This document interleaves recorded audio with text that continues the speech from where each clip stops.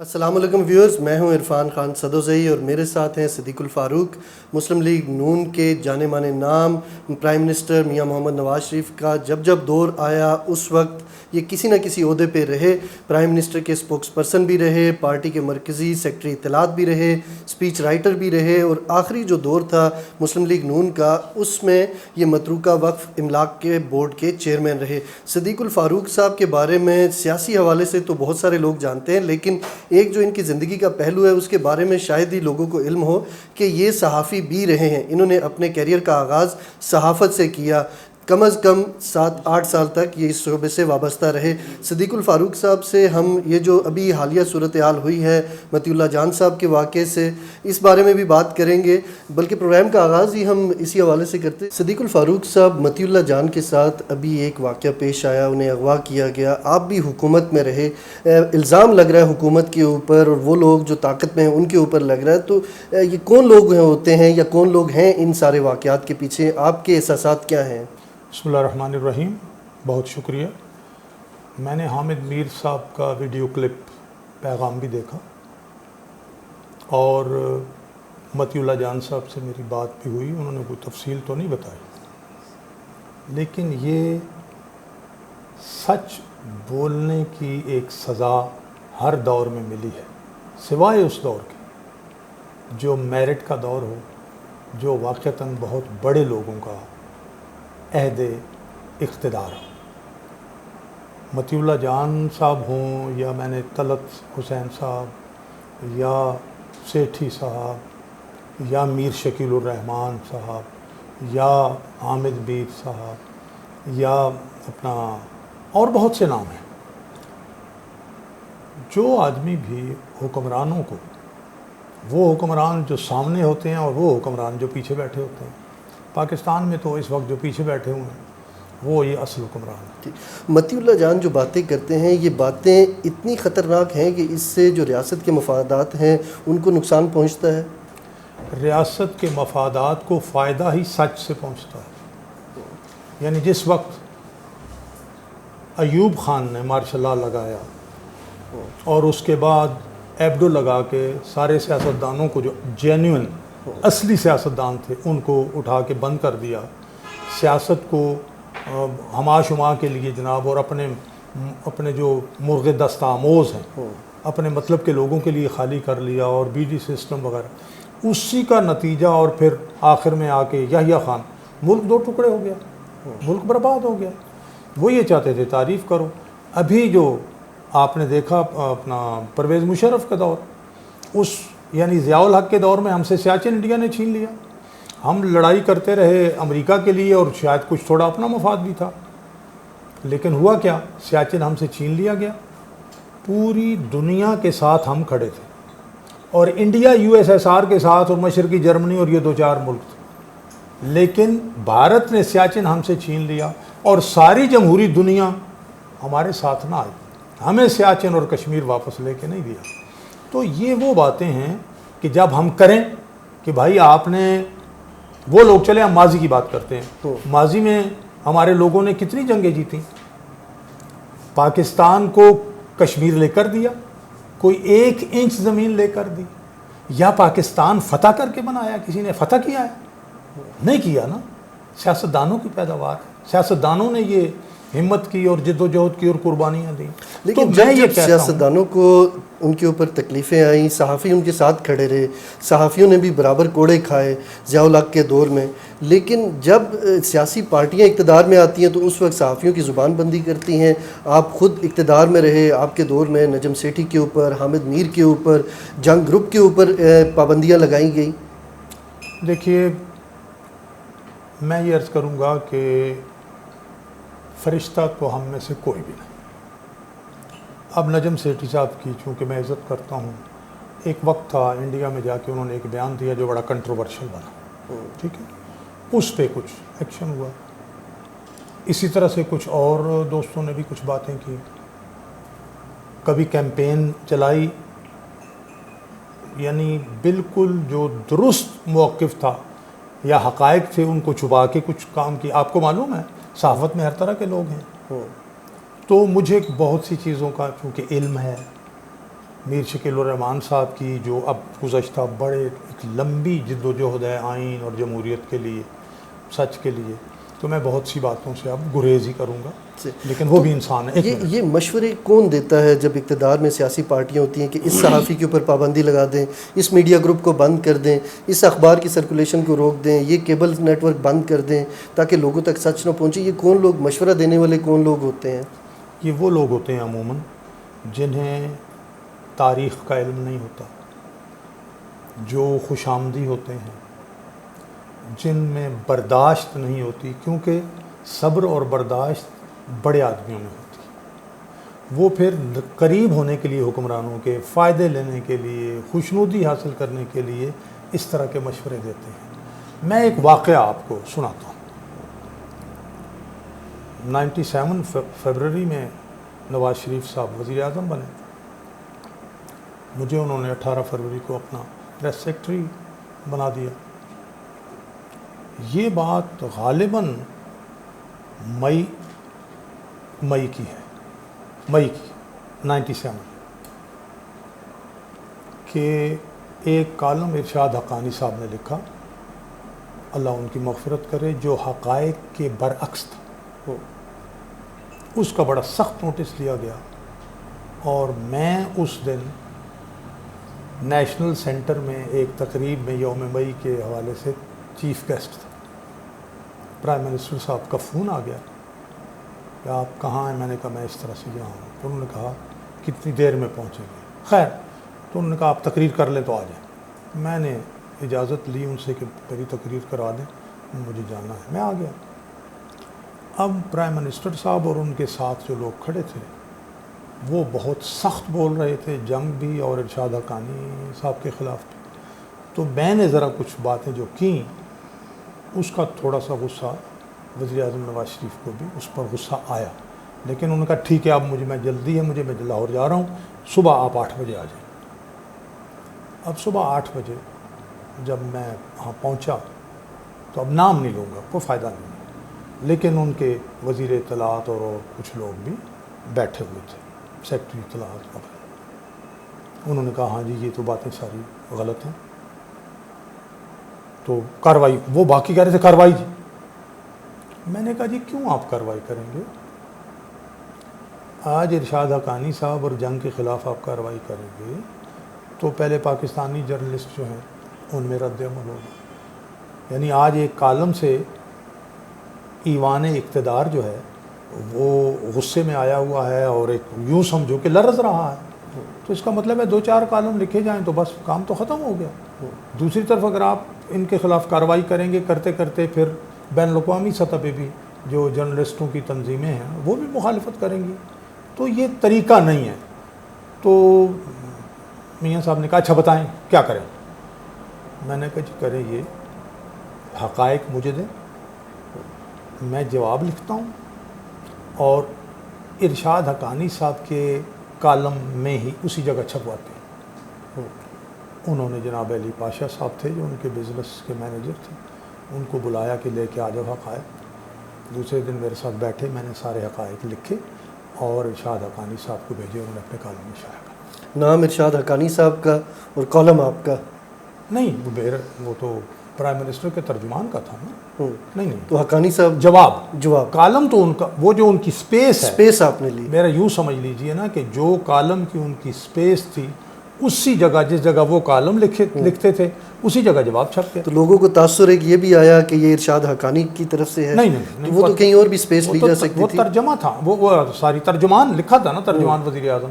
ہاں نہیں، اچھا آپ، تو بات ختم ہو گئی۔ اچھا کہنا میں یہ چاہتا ہوں کہ ایک تو حکمرانوں کو اپنے ارد گرد کچھ سینسیبل لوگ رکھنے چاہیے جو خوش آمدی نہ ہوں، جو اچھا مشورہ دیں، اور حکمرانوں کے مزاج کے خلاف بھی اگر آئے، یا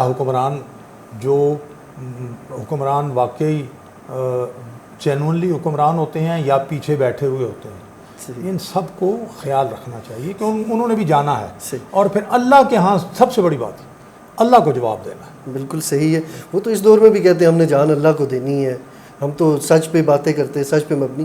آپ ہمیشہ سے اطلاعات کے ساتھ وابستہ رہے، پرائم منسٹر کے پریس سیکرٹری رہے، ساری چیزیں. ایک عام تاثر پایا جاتا ہے لوگوں میں یا پروپیگنڈا ہے کہ نواز شریف کے دور میں صحافیوں کو پیسے دینے کی ابتدا شروع ہوئی، لفافے بانٹے گئے. اس میں کتنی حقیقت ہے؟ اور آج بھی بہت سارے صحافی پیرول پہ ہیں پاکستان مسلم لیگ نون کے. نہیں یار، پیرول پہ کہاں ہیں. پہلی بات تو یہ ہے، کتنے وہ صحافی ہیں جو میرٹ سے ہٹ کے نواز شریف کو سپورٹ کرتے ہیں یا لوگ ہیں. اچھا، دوسری بات یہ دیکھیں کہ اگر حقائق لکھ دیے جائیں، مثال کے طور پہ G D P Nawaz Sharif صاحب کو 2 کچھ سے 5.8 پہ لے گئے، یا 12,000 میگا واٹ بجلی بنا دی سارے دباؤ اور سارے دھرنوں کے باوجود، یا انہوں نے انفلیشن جو ہے افراط زر وہ کم کر کے 4% پر لے آئے، جس کا اعتراف سعودیہ کے کنگ نے کیا ابھی آخری دور سب تاروں. تو یہ اگر کوئی صحافی کالم میں لکھ دے اور کوئی اسے کہے کہ یہ لفافہ صحافی ہے، تو یہ زیادتی ہے نا. یا تو حقائق کو جھٹلائیں. اگر کوئی آدمی غلط چیز کی تعریف، اندھیرے کو اجالا کہے، اجالے کو اندھیرا کہے، پھر آپ کہیں کہ یار یہ لفافہ صحافی ہے. دوسری بات، میں ویسے ایک بات عرض کروں، دیکھیے صحافی بھی یہاں انسان ہے، مشکلات ہوتی ہیں. ایک صحافی بیمار ہو گیا مثال کے طور پہ، اس کے علاج کی ضرورت ہے، حکومت کی طرف سے ایک ذمہ داری تو ہے نا، اس کا علاج کرا دیا تو اس میں یہ لفافہ ہو گیا. لیکن یا اس کو یہ تاثر دیا جاتا ہے کہ ہم نے آپ کے اوپر احسان کیا، اب آگے اس طرح کا کام نہیں کرنا کہ جو حکومت مخالف ہو یا ہماری پارٹی کے نظریات کے خلاف ہو. کبھی توقع اس طرح کی رکھتے ہیں کہ کسی آدمی کی آپ نے کوئی طرفداری کی یا اس کی ہیلپ کی؟ میاں صاحب کو آپ چونکہ ان کے ساتھ رہے نہیں ہیں، میں 85 سے پہلے بطور جرنلسٹ اور پھر ظاہر ہے پارٹی کا عہدیدار بھی رہا اور حکومت میں وہ پریس سیکرٹری اور اسپیچ رائٹر وغیرہ بھی رہا. وہ ایک نفیس طبیعت کے آدمی، انسانیت کی قدر کرنے والے. میں تنہائی میں 1 on 1 بھی ہم نے 3 گھنٹے باتیں کی، یا لوگوں نے سخت سست کہا، ان کو برا بھلا کہا. پہلی بات، میں نے ان کے منہ زبان سے کبھی گالی نہیں سنی. غصہ کبھی آتا ہے تو چہرہ سرخ ہو جاتا ہے. باقی یہ میں پھر عرض کروں گا، انسان ہے وہ. ایک آدمی چاہتا ہے کہ میں کسی کی مدد کروں یا اس کا خیال رکھوں، وہ میرا بھی خیال رکھے. یہ ایک انسانی فطرت کا تقاضا ہے. لیکن اس میں 2 باتیں ہیں. ایک تو اس بندے کو بھی ظرف بڑا کرنا چاہیے کہ یہی بندہ جو آپ کا دوست ہے یہ سچ بات کہے تو سنیں، اور دوسری بات سچ کہنے کا سلیقہ بھی ہونا چاہیے. اگر سچ جو ہے وہ تھپڑ کی طرح مار دیا جائے تو یہ اچھا نہیں ہے. صحیح. آپ میاں نواز شریف صاحب سے 2 گھنٹے 3 گھنٹے اتنی طویل نشست کرتے رہے، اکیلے میں بڑے قریب سے جانتے ہوں گے. عوام میں ایک تاثر دیا گیا پچھلے الیکشنز میں کہ انڈیا کی طرف ان کا زیادہ جھکاؤ ہے، پاکستان سے محبت کم ہے. کبھی فیلنگ آئی آپ کو اس طرح کی؟ آپ یہ بتائیے، عمران خان نے انڈیا کے حوالے سے اور مودی کے حوالے سے جو کچھ کہا، مودی ایماندار آدمی ہے. ایماندار ہم نے نہیں سنا، یہ سنا کہ الیکشن جیتے. کلپ سنا ہے نا میں نے، تو اس لیے آپ سے کہہ رہا ہوں. میں آپ کو کلپ دے بھی دوں گا. ایماندار آدمی. مودی الیکشن میں جیت گیا تو اس سے معاملات ہو سکیں گے، مسئلہ کشمیر حل ہو سکے گا، ٹھیک ہے. مودی کے الیکشنوں میں پریکٹیکلی مدد کی کلبھوشن کو چھوڑ کے. کلبھوشن کو چھوڑ کے اس نے ادھر نعرہ مایا کہ 24 گھنٹے میں نعرہ لگایا. 24 کلبھوشن تو ابھی ادھر ہی ہے. نہیں ساری ابھی نندن، معذرت میں ابھی نندن، کوئی بات نہیں. ابھی نندن کو چھوڑ دو. اور اس سے پہلے امریکی صدر کا بیان آ گیا 8 گھنٹے پہلے کہ پاکستان کی طرف سے اچھی خبر آنے والی ہے. اس کے بعد انہوں نے چھوڑ دیا. پھر 300 ان کے قیدی مزید بھی چھوڑے. اس کا فائدہ ہوا مودی کو. لیکن اب یہ جو بیانات ہیں، پھر انہوں نے سلامتی کونسل کی غیر مستقل نشست کے لیے انڈیا کو ووٹ بھی دیا. اب نواز شریف نے تو ایسا کوئی کام نہیں کیا. نہ انہوں نے کہا کہ وہ ایماندار ہے، نہ انہوں نے کچھ اور کہا. دوسری طرف نواز شریف جب چیف منسٹر تھے تب سے ان کے مختلف انڈین لیڈرز کے ساتھ رابطے رہے. اس میں کہیں اس کا تو تب کوئی کہتا کہ ان کے ایٹمی دھماکوں کے جواب میں نواز شریف صاحب ایٹمی دھماکے نہ کرتے، ان کو کوئی ایسی کنسیشنز انڈیا کو دیتے جو کنسیشنز جن میں پاکستان کا نقصان ہوتا، یا انڈیا نے مخالفت کی، امریکہ نے سی پیک کی مخالفت کی، یہ کہتے ٹھیک ہے جی میں نہیں بناتا، انہوں نے سی پیک بنانا شروع کیا اور $24 بلین کے پروجیکٹ بھی مکمل کیے۔ اصل بات یہ ہے کہ نواز شریف صاحب بڑی ایمانداری سے سمجھتے ہیں کہ اس پورے ریجن میں جتنے جھگڑے ہیں ان کو میرٹ پہ ختم کرنا ضروری ہے۔ تو ایک یہ الزام لگا الیکشن سے پہلے اور الیکشنز کے دوران کہ ان کی ملوں کے اندر بھارتی جاسوس چھپے ہوئے ہیں اور انہوں نے بھارتی جاسوسوں کو پناہ دی، بغیر ویزے کے لوگ اندر آئے 200-300 کی تعداد میں، اور اس تناظر میں یہ کہا گیا کہ سعودیہ میں جو ان کی فیکٹریاں ہیں وہاں پہ انڈین سارے لوگ کام کرتے ہیں اور پاکستان کے لیے ان کی محبت نہیں اور پاکستانیوں کے لیے ان کی محبت نہیں۔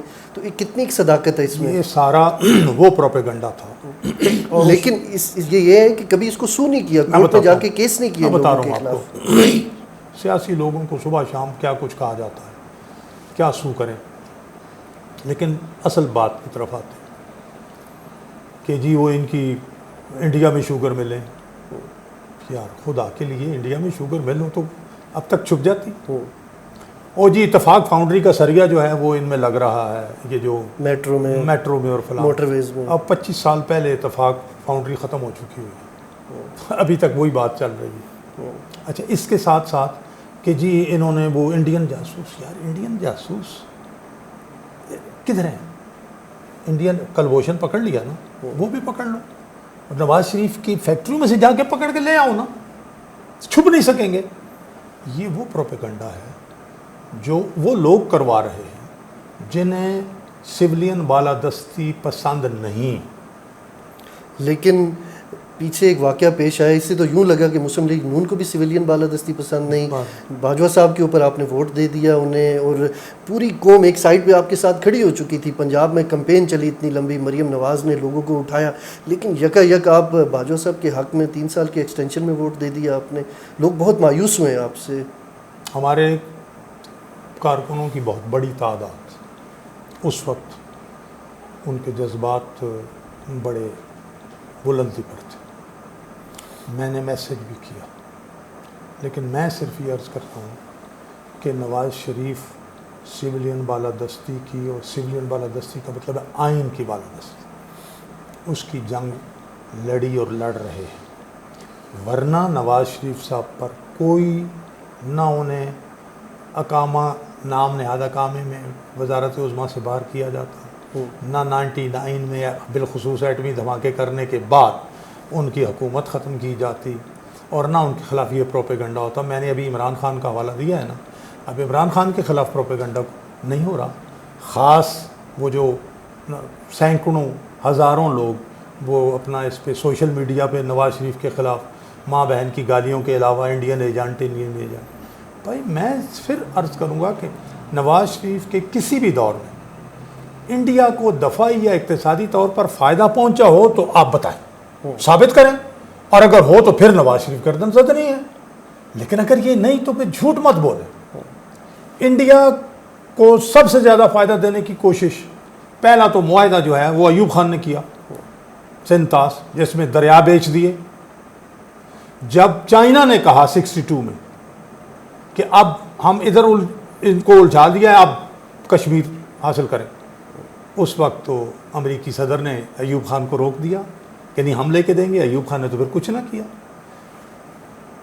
65 میں جب جنرل اختر ملک اختر وہ آگے بڑھ کے فتح کرنے والے تھے، قریب پہنچنے والے تھے، ان کو ہٹا کے یا خان کو لگا دیا، کشمیر وہیں کا وہیں رہ گیا۔ تو غداری پھر کس نے کی؟ ایک ابھی ٹھہرے، اس کے بعد آپ آ جائیے،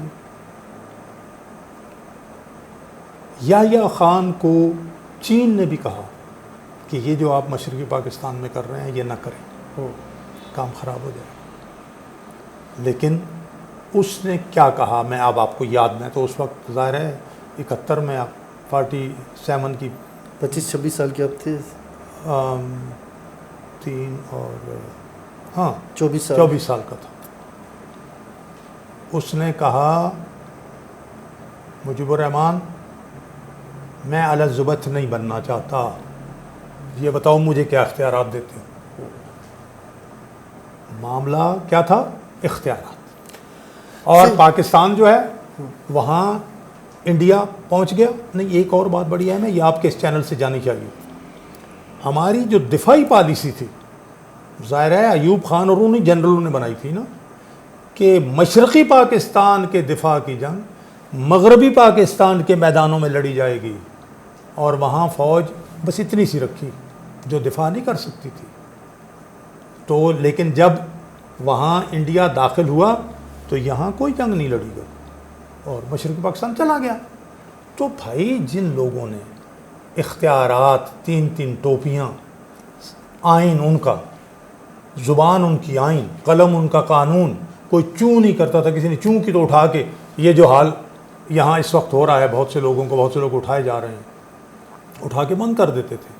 تو ابھی کیسے لگتا ہے جب کبھی عمران خان یا باجوہ صاحب ایوب خان کے دور کے ترقی کے بتاتے ہیں کہ اتنی ترقی ہوئی ایوب خان کے دور میں، تو کیسا محسوس ہوتا ہے؟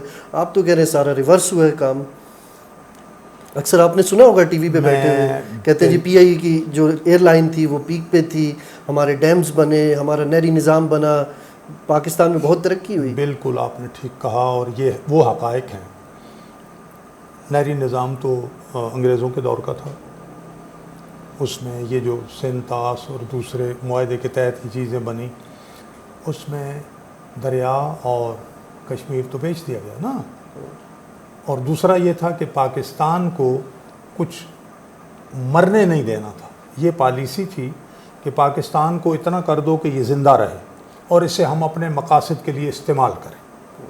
تو پھر پاکستان کو امریکہ نے استعمال کیا.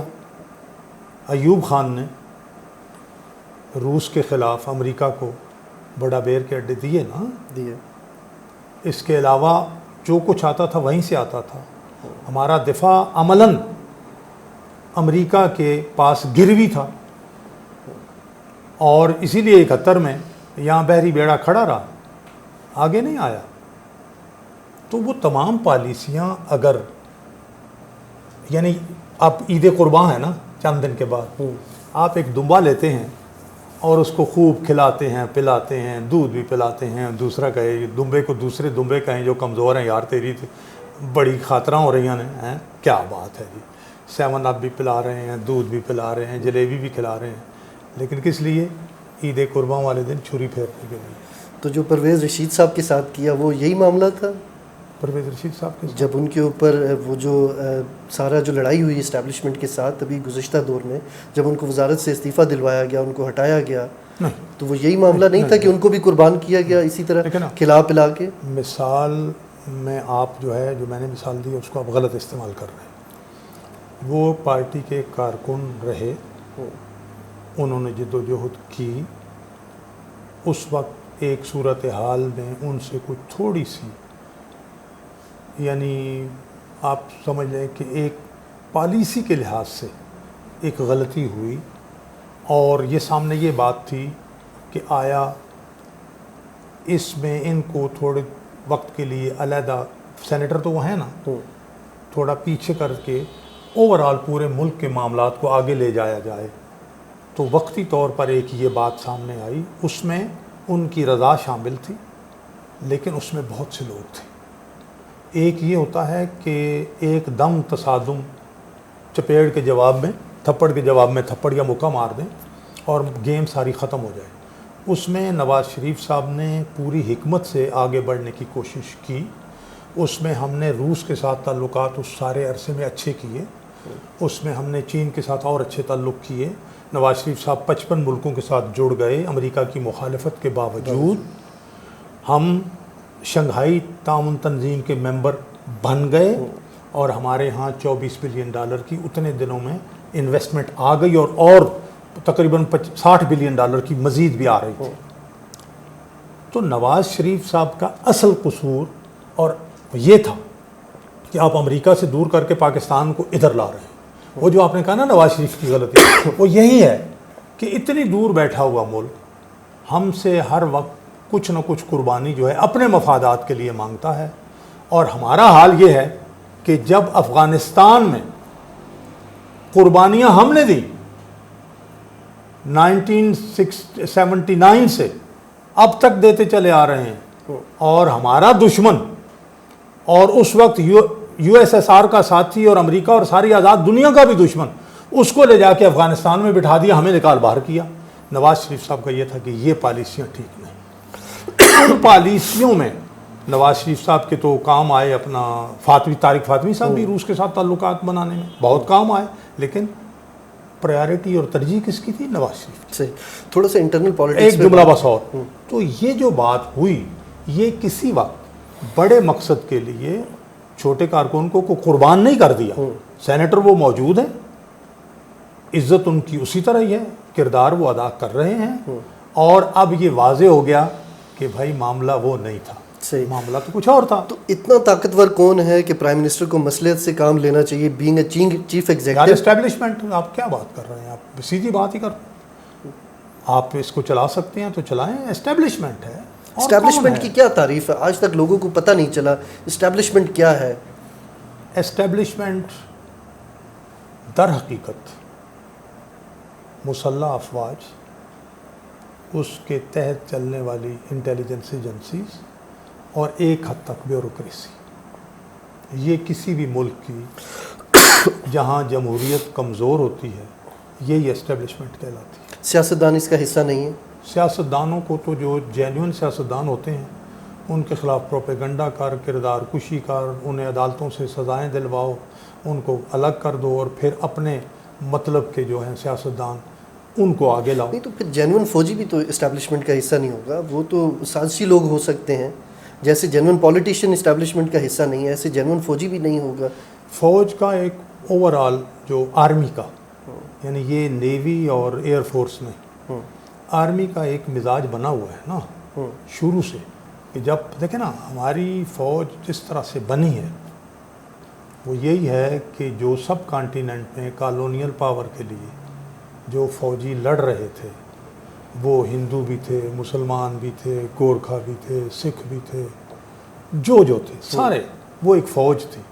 جب انڈیا اور پاکستان الگ ہوئے, پارٹیشن ہوئی, تو مسلمان جو ادھر کے رہنے والے تھے وہ یہاں آ گئے, فوج بن گئی. لیکن پاکستان بنانے میں تو ان کا کوئی کردار نہیں تھا نا. وہ پھر آگے چلتے چلتے قائد اعظم علیہ رحمت کی تقریر جو ہے نا 48 کی کوئٹہ میں دیکھ 11 اگست والی, ہاں جی, اس میں دیکھیں نا انہوں نے کیا کہا کہ میں سن رہا ہوں کہ آئین اور قانون کیا چیز ہے. تو انہوں نے کہا نہیں, آئین ہی سب چیز ہے, آپ لوگ ملازم ہیں.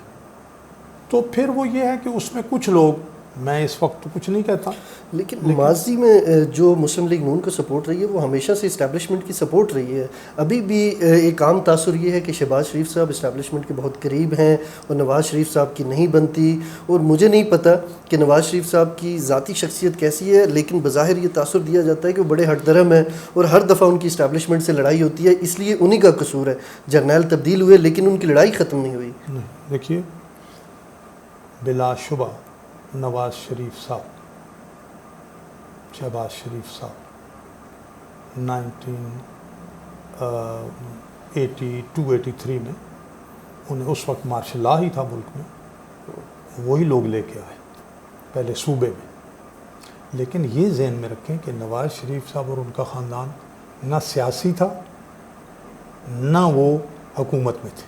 اس سے پہلے ایک کاروباری اور صنعت کار خاندان تھا, اور اس وقت ان کے 7 کارخانے بن گئے تھے, ابھی تو قریب بھی نہیں آئے تھے اقتدار کے, یہ آپ کو یاد ہے؟ بالکل. تو پہلی بات تو یہ ہے کہ یہ وہ لوگ ہیں جنہوں نے اس فولاد کے میدان میں کام کیا, اور پھر اس سے ملک کو بھی فائدہ پہنچا اور وہ بھی آگے بڑھے. تو جس طرح کی پالیٹکس سٹارٹ کی اس سے آپ اتفاق کرتے ہیں؟ جس طرح بھائی ایک آدمی سیاسی ہے ہی نہیں, لیکن سمجھ بوجھ تو رکھتا ہے, وہ کاروبار کو ترقی دے رہا ہے, دن رات فائدہ نقصان سمجھتا ہے. یہ نہیں سمجھ رہا کہ یہ مشورہ ٹھیک ہے ملک کے لیے, یہ مشورہ ٹھیک نہیں ہے. ایک پارٹی کی مخالفت کرنی ہے تو کس حد تک جانا ہے, کسی شخصیت کی مخالفت کرنی ہے تو کس حد تک جانا ہے. ہمیں کل ایوان میں اکٹھے بیٹھنا ہے. بے نظیر کی بات کر رہا ہوں میں. یہ جس وقت وہ اقتدار میں آئے سیاست میں مارشل لا کے دور میں, اس وقت تھا ہی مارشل لا, کہاں تھی بے نظیر بھٹو, اللہ ان کو غریق رحمت کرے, کہاں دوسرے لوگ تھے. جو کچھ تھا ضیاء الحق اور فوج تھی اس وقت, ٹھیک ہے, وہ اس وقت آئے ہیں. تو آہستہ آہستہ سیکھتا ہے نا بندہ. یعنی میں یہاں مثال دیتا ہوں کہ قائد اعظم علیہ رحمت سے کہا گیا کہ آپ تو کانگریس میں تھے، تو انہوں نے کہا میں ایک وقت جیسے کوئی پرائمری کا بچہ ہوتا ہے، پھر اس کے بعد وہ پڑھ کے لکھ کے بڑا ہو جاتا ہے، پھر وہ مسلم لیگ بنی، تو ایک وقت تھا کہ انہیں اپنا ہندو مسلم کاز کا سفیر کہا جا رہا تھا۔ لیکن پرائمری میں بندہ غلطی کرے تو چلے ایکسیپٹیبل ہے، لیکن گریجویٹ ہو کے بندہ غلطی کرے تو وہ غلطی اس کے اوپر تو سزا ہونی چاہیے۔ اس کی 2 مثالیں واضح ہیں۔ جب انہوں نے وکلا تحریک چلی اور وہ جلوس لے کے پہنچے جی ٹی روڈ پہ، اور کیانی صاحب کا ایک فون آیا اور اس کے اوپر انہیں بند کرنا پڑا، اسلام آباد بھی نہیں آئے۔ اور دوسرا وہ جب وہ خاصے میچور ہو چکے تھے، گیلانی صاحب کے خلاف وہ عدالت میں گئے اور جس کے اوپر وہ پچھتا رہے ہیں آج بھی کہ مجھ سے یہ غلطی ہوئی ہے، یہ اس وقت تو پرائمری میں نہیں تھے دونوں دفعہ۔ پہلی بات تو یہ ہے کہ وکلاء کی تحریک میں اگر جلوس کسی نے نکالا، شامل تھے، میں یہ عام لوگ بھی شامل تھے، دیکھیے نا، میں بھی شامل تھا، وکلاء نکلتے تھے روز، لیکن ایک فیصلہ کن پوزیشن جو تھی، وہ جو نواز شریف صاحب نے جلوس لاہور سے 180 ایچ ماڈل ٹاؤن سے نکالا اور جس طرح پھر لاکھوں لوگ ان کے ساتھ شامل ہوئے، جب وہ وہاں پہنچے، اصل معاملہ کیا تھا؟ اصل معاملہ تھا کہ ڈوگر صاحب کو ختم کیا جائے جی، اور افتخار چودھری صاحب بحال ہوں۔ لیکن زرداری صاحب کا اس کے اوپر جو دلیل تھی وہ غلط تو نہیں تھی۔ میری بات سن لیں تھوڑا سا، وہاں یہ معاملہ زرداری صاحب مان گئے کہ ہم ان کو بحال کر دیتے ہیں، معاملہ یہ تھا، لیکن لیگلی دوسرا یہ تھا کہ ہماری حکومت بھی زرداری صاحب نے پنجاب میں ختم کی ہوئی تھی۔ نواز شریف صاحب سے پوچھا صحافیوں نے کہ جی آپ کی حکومت پنجاب کی، انہوں نے کہا میں اس کا کوئی مطالبہ نہیں کرتا، گورنر راج کی، گورنر راج، وہ قانونی، ہم آئینی طور پر ہم عدالتوں میں ہیں، تو ورنہ وہ کہتے نہیں ہماری حکومت بھی بحال کرو۔ تو ایک کاز تھا کہ عدلیہ کی آزادی اور اس کی بحالی اور اس کا کردار مانا جائے، وہ مان لیا انہوں نے۔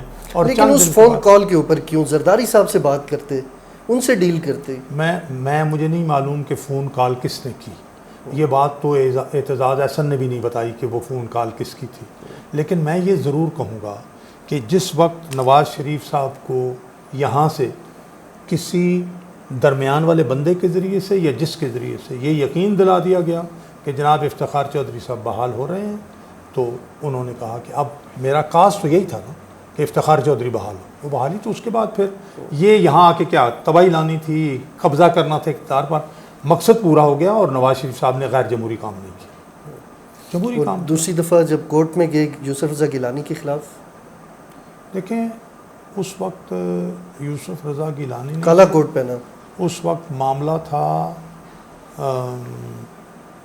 وہ جو لیٹر لکھا گیا تھا، جی جی ٹھیک ہے، وہ لیٹر سامنے بھی آ گیا حسین حقانی کے ذریعے سے، وہ معاملہ سنگین تھا۔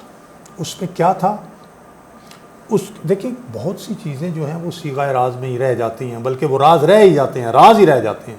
بہت سی چیزیں اس ملک کے مفاد تقاضا کرتا ہے کہ بہت سے راز جو ہیں وہ نہ اگلے جائیں، کچھ چیزیں رہتی ہیں پیچھے، لیکن آپ مجموعی طور پر یہ دیکھیں کہ وہ نواز شریف جس کے 62 میں 7 کارخانے ہیں، جو سونے کا نہیں ہیروں کا چمچہ لے کے پیدا ہوتا ہے منہ میں، اور پھر وہ آگے بڑھ کے اس ملک کی خدمت بھی کرتا ہے، وہ 90 میں اگر وہ وزیر اعظم بنے تو آپ دیکھیں اوپن مارکیٹ اکانومی کے ذریعے کس طرح سے انہوں نے اس ملک کی معیشت کو ٹھیک کیا، اور کس طرح سے لوگوں نے بیرون ملک اوورسیز پاکستانیوں نے آ کے انویسٹمنٹ کرنی شروع، اور کس طرح سے پھر اس کو سیبوٹائز کیا۔